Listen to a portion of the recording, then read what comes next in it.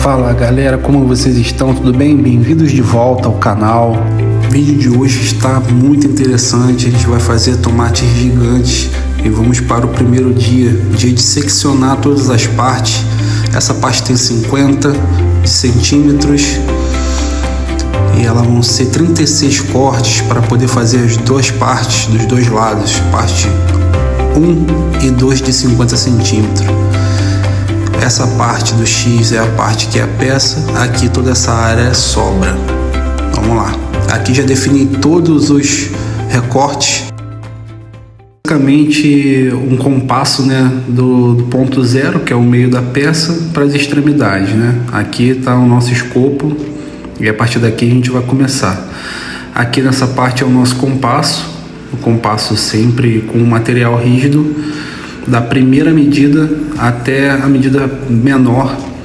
A gente vai fazer todos os furos nesse compasso para poder delimitar todos os cortes e sair com uma precisão mais perto possível da coerência da peça.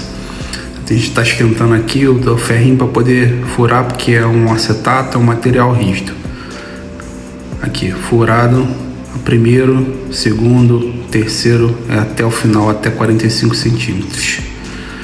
A gente começa fazendo todos os cortes, né? Esse trabalho é um trabalho muito técnico, é um trabalho maçante, são muitos cortes, são muitas colagens, é um trabalho periférico, vamos dizer assim, a qual a gente tem que ter um planejamento, a gente tem que ter uma dinâmica para que o trabalho evolua, né, com o decorrer dos dias. E nesse primeiro dia a gente andou bem, né, com todos os tamanhos e agora com os cortes. Você pode ver aqui que a gente tem uma peça já e a gente vai recortar a quantidade dela e assim por diante. A gente vai para a parte do pêndulo. O pêndulo é muito importante para poder ter uma precisão, uma velocidade maior, não necessita de mesa de corte. E aqui tem a peça número 5, são 4 peças, a gente corta ela no meio para virar para o outro lado. Vocês já vão ver aqui no vídeo.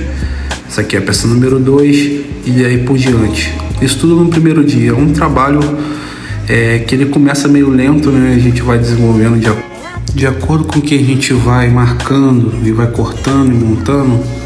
A gente começa a ter uma noção, né, do tempo que a gente vai levar para montar. Nesse caso aqui, nesse projeto, são 4 peças iguais, 4 tomates grandes, de 2,30 por 2 metros de altura.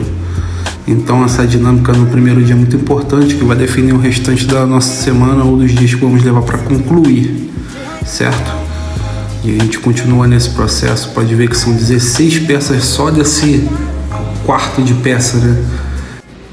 A gente usa a mesa para poder cortar, né, os pedaços que faltam para concluir a largura da peça, porque o bloco ele vem com a alimentação de 2 metros de altura, com 1 de largura e 50, né?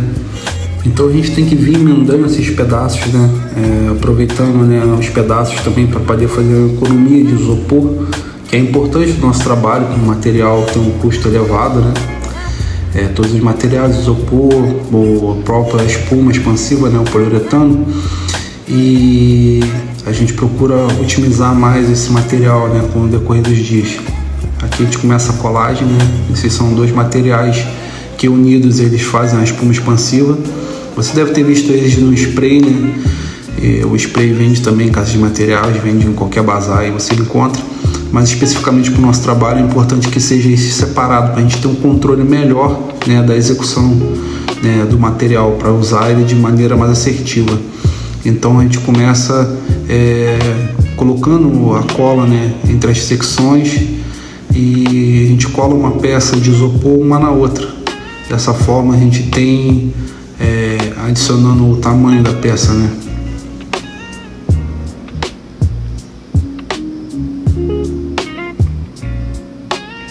A gente usa também grampos, né, para poder travar, porque ela expande, né, uma espuma expansiva. Então esses grampos a gente costuma fazer de ferro, né, de qualquer material rígido, né, que a gente consegue ter o controle, né, da expansão da espuma. É importante não deixar abrir muito, né, porque depois a gente tem que gastar mais espuma, né, para tapar as fendas, né, fazer a calafetagem de todo o material.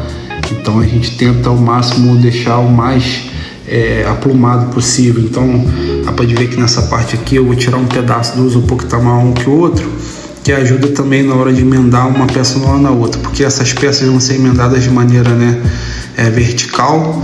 Essas são peças que são as de 50 centímetros, e as peças de 25 centímetros a gente vai usar o corte no meio para poder, né, a gente vai dobrar uma para cada lado e vai ter uma peça no tamanho total, vamos dizer assim. Esse é o bloco, a forma que ele vem, ó, você pode ver.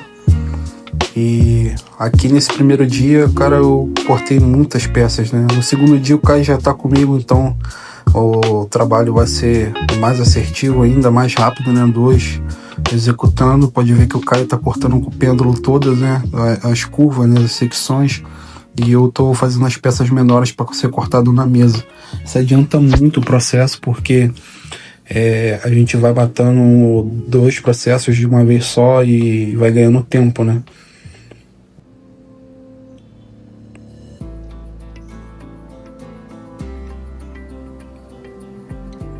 A gente tem uma quantidade enorme de peças para ver que vai começando a acumular os cortes lá na parede.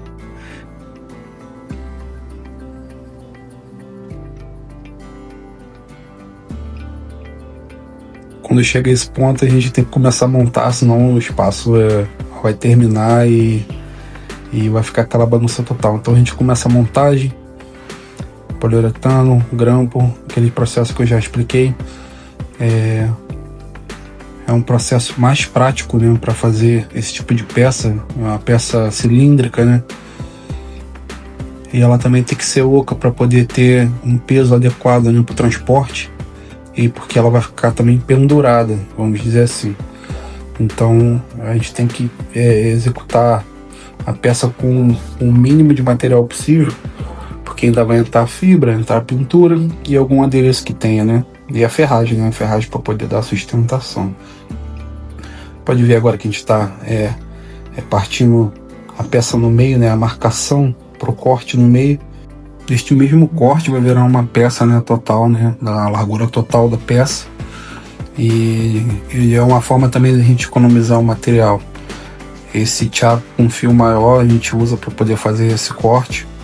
É um corte para fazer com 2 pessoas, porque como a gente é uma equipe itinerante, então a gente usa um material totalmente transportável, né? As máquinas, as facas, né? Todo o material, os projetores. E aí a gente já tem agora tomando forma, né? As peças, né?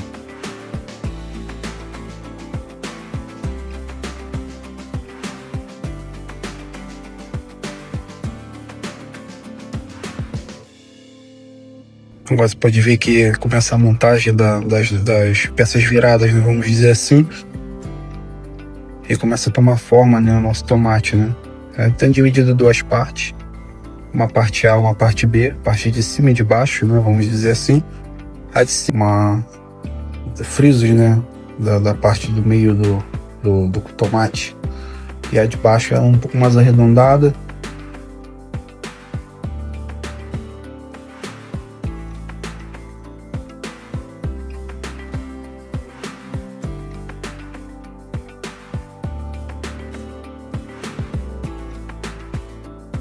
Levando em consideração que é só o segundo dia, eu acho que a gente andou bem, já entendeu o processo, né? Então agora meio que fica automático, vamos dizer assim, seguir, né, com o trabalho.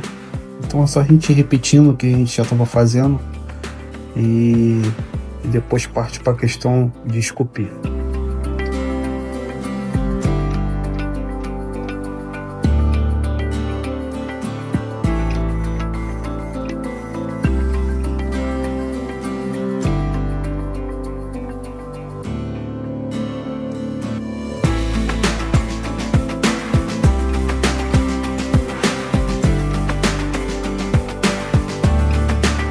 Essas são as peças já todas pontadas. A gente vai partir agora para desbastar as peças, né, com o tchaco, com o arco. Pode ver que é igual descascar uma laranja, é um processo simples, né, vamos dizer assim, dentro da escultura profissional. Enquanto o cara vai passando o arco, eu vou passando a faca, né, dando um detalhamento mais fino, vamos dizer assim. A gente já tem praticamente uma peça já praticamente montada. Comprei o tomate para ajudar a gente a visualizar. O tomatinho que estava mais bonitinho, na minha opinião, o formato dele, para a gente ter uma precisão melhor. Ajudou muito no processo. Agora eu tô cavando com a cavadeirinha ao meio, né? Todas as secções, olhando a referência do tomate para ajudar. E o Caio fazendo também a parte de baixo, né? A parte de baixo é um pouco mais pontuda, então é bem mais fácil de fazer do que a parte de cima. A parte de cima tem os sucos, né? Mas também é tranquilo. É uma peça, entre aspas, fácil, né? Mas pelo tamanho e pela quantidade dos cortes, né? Acaba sendo um processo trabalhoso. A gente tem que raspar com a escova, dar o acabamento com a lixa para ficar o acabamento bem bonito, bem fininho. E depois a gente tem que vir cobrindo os buracos, né? Com poliuretano, para deixar a peça bem lisinha para o acabamento. Isso daí é a lixa. Tem vídeo lá no Instagram explicando como que faz, né, esse acabamento, como que faz também a lixinha. A gente está colocando espuma expansiva em todas as partes, né, que tem uma brecha aberta, porque senão na hora de dar o acabamento aparece, né, fica uma parte mais funda. Então a gente evita um processo muito grande lá na frente do acabamento. Olha o tamanho da peça, fica até ruim de movimentar. Mas com a peça já esculpida, agora a gente vai para o processo de réplica, né? Vamos replicar isso daí mais 3 vezes. Dá para ter a noção do tamanho ali, com a proporção, né? Eu tenho 1,72 m, então você pode ver com uma peça bem robusta. Ficou bem bonito.